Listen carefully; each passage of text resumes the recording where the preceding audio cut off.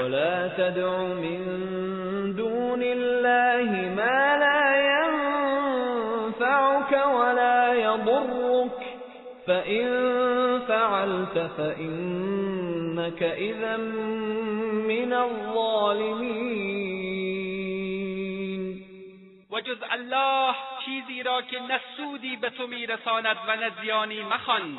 اگر چنین کنی از ستمگاران خواهی. رها کنید قبر پرستی را، رها کنید پیر پرستی را، رها کنید زیارتها و بارگاهها را، رها کنید قبر پرستی را. مگر نشنیده اید که پیامبر صلی الله علیه و آله و سلم از گچکاری و تزیین قبور و نشستن بر آن و ساختن بنا و گنبد و بارگاه بر روی آنها نهی فرموده‌اند؟ رها کنید قبر، رها کنید پیر پرستی را. پس برادران و خواهران مسلمان، بترسید از روزی که